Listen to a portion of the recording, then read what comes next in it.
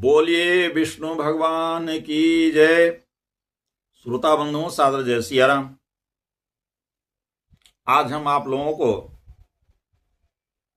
भगवान के प्रिय भक्त और एकदम नजदीक समीप रहने वाले श्री गरुड़ जी का कथा आप लोगों को सुनाने का प्रयास कर रहा हूं। आइए, सादर जय सियाराम। प्रजापति दक्ष की 13 कन्याएं महर्षि कश्यप से ब्याही गई थी। इनमें से कद्रु और बिंता पुत्र कामना से बड़े अनुराग पूर्वक पति की सेवा करने लगी। सेवा से संतुष्ट महर्षि कश्यप ने जब दोनों को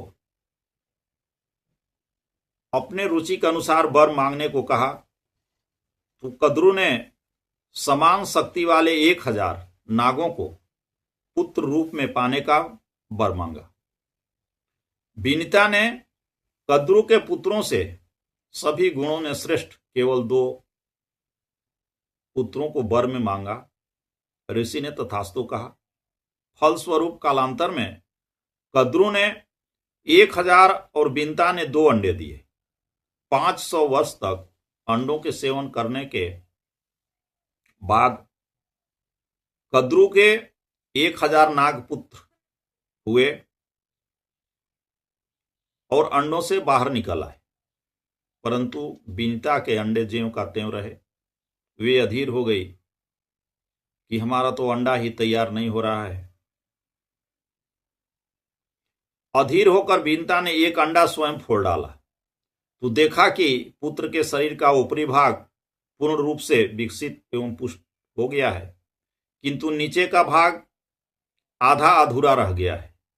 माता की इस नादानी से क्रुद्ध होकर पुत्र ने श्राप दिया कि तूने जिस सौद की ईर्ष्यावश आतुरता के कारण मुझे अधूरे शरीर वाला बना दिया, उसी की 500 वर्षों तक दासी बनी रह, और यह तुम्हारा दूसरा पुत्र तुम्हें दासी भाव से मुक्त करेगा। परंतु धैर्य रखना, कहीं जल्दीबाजी में इस अंडे को भी न फोड़ देना। तेजोमय अरुण कांति के कारण बिंता के उस प्रथम पुत्र का नाम अरुण पड़ा, जो ब्रह्मा जी की आज्ञा से सूर्य के सारथी बने। तदंतर समय पूरा होने पर श्री गरुड़ जी का जन्म हुआ। उस समय वे प्रलय काल की अग्नि के समान प्रज्वलित एवं प्रकाशित हो रहे थे।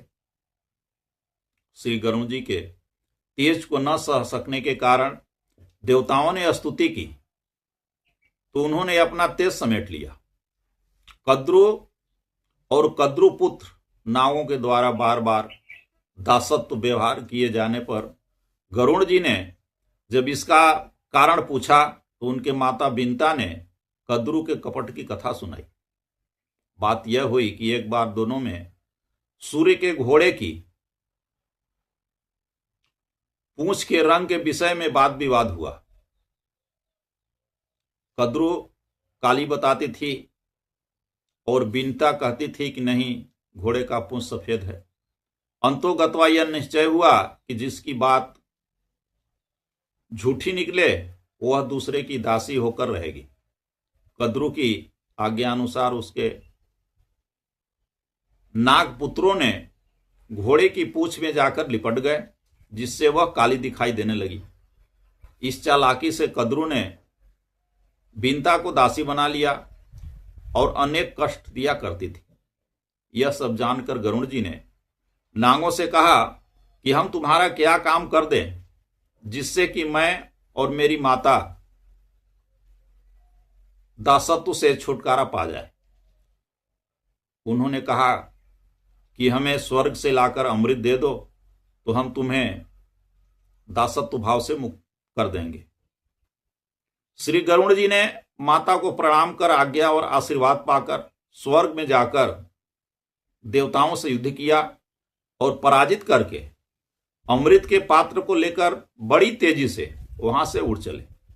अमृत अपने अधिकार में होने पर भी गरुड़ जी स्वयं उसे नहीं पिए। उनकी यह निष्प्रियता देखकर भगवान विष्णु ने प्रसन्न होकर उन्हें बिना अमृत पान के ही अजर अमर होने का तथा अपनी ध्वजा के ऊपर स्थित रहने का एवं अपना वाहन बनाने का परम दुर्लभ वरदान दिया। अमृत का अपहरण करके जाते समय देवराज इंद्र ने क्रोध में भरकर गरुड़ जी के ऊपर वज्र का आघात किया, परंतु भगवान से वर पाकर अजर अमर हुए गरुड़ जी तो वज्र की मर्यादा रखने के लिए मुस्कुराकर अपना एक पंख मात्र गिरा दिए। गरुड़ जी इस अद्भुत पराक्रम से प्रभावित होकर इंद्र ने वैर भाव का परित्याग कर दृढ़ मैत्री कर ली। गरुड़ जी ने अमृत के संबंध में अपना भाव व्यक्त किया कि मुझे इसको पीना नहीं है, माता को दासीपन से मुक्त कराने के लिए मैं इसे सर्पों को सौंपूंगा, आप उनसे ले लेना। इंद्र ने इस बात से संतुष्ट होकर गरुड़ जी का सर्पों को भक्षण करने में समर्थ होने का अभीष्ट वरदान भी दिया। गरुड़ जी ने अमृत पात्र सर्पों को प्रदान किया, माता को दासी भाव से मुक्त किया, स्वयं स्वच्छंद हुए। सर्प अमृत को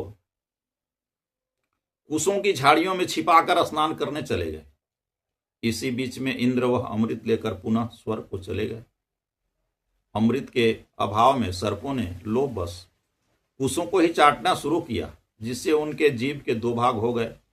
तभी से सर्प दो जिह्वा हो गए तथा तभी से कुश अमृत का स्पर्श होने के कारण परम पवित्र हो गया। श्री गरुड़ जी ने भगवान सूर्य के पास जाकर वेद पढ़ाने के लिए प्रार्थना की कि आप मुझको वेद का शिक्षा दीजिए, परंतु इन्हें पक्षी होने के कारण अनाधिकारी जानकर सूर्यदेव ने वेद पढ़ाने से इनकार कर दिया। ये बड़े ही उदास मन से वहां से वापस लौट गए। इनकी अप्रसन्नता देखकर सूर्य डर गए कि इनके बड़े भाई अरुण हमारे सारथी हैं, कहीं यह उन्हें भी लेकर चले न जाए तो मेरा सब काम बंद हो जाएगा। अतः पुनः गरुड़ जी को बुलाकर तुरंत इन्होंने अपने तप के द्वारा वेद ज्ञान प्राप्त करने का निश्चय कर लिया था, अतः वापस नहीं लौटे। तब सूर्य ने स्वयं बिना तप किए ही तप फलस्वरूप समस्त वेदों का बोध होने का वरदान दिया और यह भी कहा कि आपके पंखों से निरंतर सामवेद की गान ध्वनि होती रहेगी। श्री गरुड़ जी सर्वात्मन भगवान की सेवा में तत्पर रहते हैं।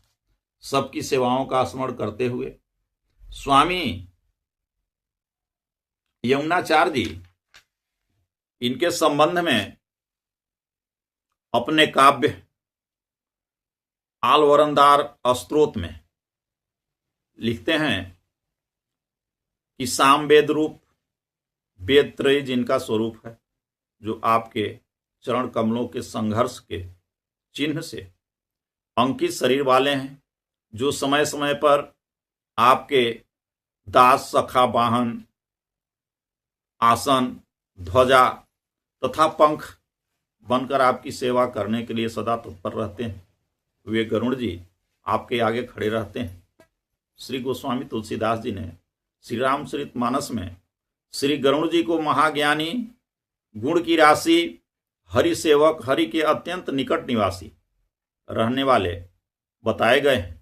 गोस्वामी जी लिखते हैं, गरुड़ महाज्ञानी गुण राशि, हरि सेवक यति निकट निवासी। भगवान श्री कृष्ण ने भी अर्जुन को उपदेश देते हुए श्रीमद् भगवत गीता में भगवान ने अपनी विभूतियों का वर्णन करते हुए गरुड़ जी को पक्षियों में अपना स्वरूप बताया है। वैनतेयश्च पक्षिणा, पक्षियों में गरुड़ मैं हूं। गरुड़ जी परमात्मा के अंतरंग सेवक भक्त हैं। वे सदा भगवान विष्णु के वाहन एवं उनकी आज्ञा से पूरे भक्तों का काम करते हैं। ये बहुत ही भाग्यशाली पुण्यात्मा है। आइए हम गरुड़ जी को सत सत नमन प्रणाम करते हैं।